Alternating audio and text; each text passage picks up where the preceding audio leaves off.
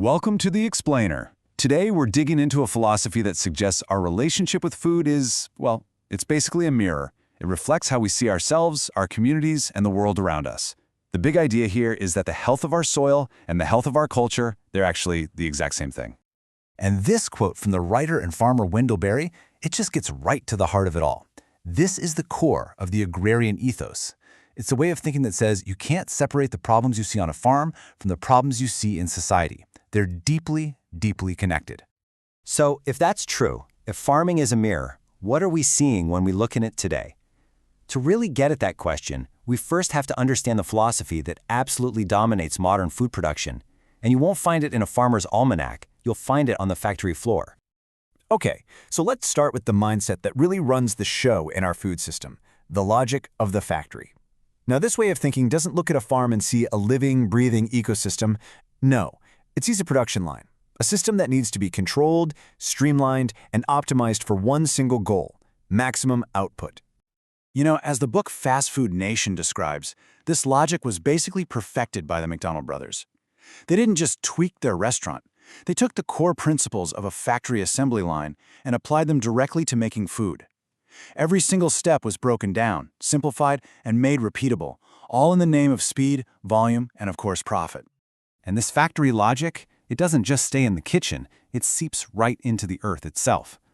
The book Tomatoland explains how industrial tomato growers in Florida will literally fumigate their fields with incredibly toxic chemicals. And the goal? It's to kill everything. Every insect, every microbe, every weed, annihilated. It creates a completely sterile medium.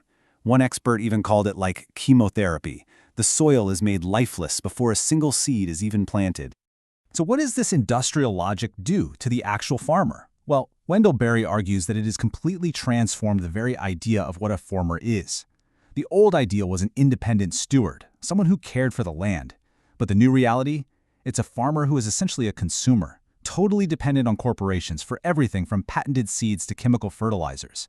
They've become managers of commodities rather than members of a community rooted in a place. Okay, so that's the industrial model. But is that the only way?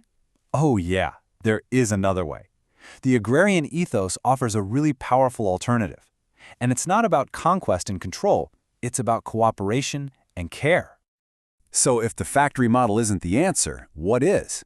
That brings us to our second section here, the practice of stewardship.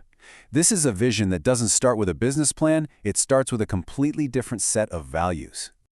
And at the absolute heart of this whole thing is one key idea: stewardship. It's the belief that we don't really own the land, we have a moral duty to care for it, to actually leave it healthier for the people who come after us. It's a philosophy that chooses long-term health and permanence over short-term extractive profit. And listen, this isn't just some nice-sounding theory. A farmer philosopher named Masanobu Fukuoka actually put this into practice with his amazing do-nothing farming. By just carefully observing and working with nature, using straw as mulch, letting clover enrich the soil, he produced harvests that were just as big as those from chemical-heavy farms. He basically proved that if you serve nature, it provides for you. And you can see that same philosophy at work today in this quote from Mike Jones, a farmer in the book The Way We Eat. Instead of forcing his pigs into a system that goes against their instincts, he builds his farm around their nature, letting them be pigs. It's a huge shift from trying to control nature to, intelligently cooperating with it. Okay, so we have these two completely different mindsets, right? The factory versus stewardship. And it's really important to get this. These are not just abstract ideas. The choice between these philosophies has massive, tangible impacts on our food, our health, and our society. Let's look at the consequences. And that industrial mindset, man, it reaches way beyond the farm.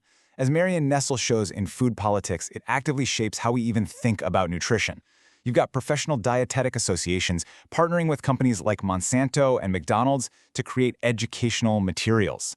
It just completely blurs the line between public health advice and straight-up corporate marketing. It gets really hard to know who to trust. And get this, the whole economic system is basically rigged to favor the big guys. Farmer Joel Salatin explains that because of regulations that don't scale down, things like needing separate offices and bathrooms for inspectors, it costs him 6 times more to process one animal at a small local facility than it costs a massive industrial processor. The rules themselves are built for the factory model. And according to Salatin, the consequences are literally showing up on our plates. He argues that the reason things like E. coli and Salmonella have become household names is because we're raising animals in a completely unnatural way. These outbreaks aren't just random accidents. They're symptoms of a system that's been pushed way past its biological breaking point. It is, as he says so powerfully, nature begging us to stop. So all of this, it really boils down to a fundamental choice. For our final section, let's look at the two competing visions for where we go from here. We are seriously at a crossroads, and the path we pick is going to define our relationship with food for generations.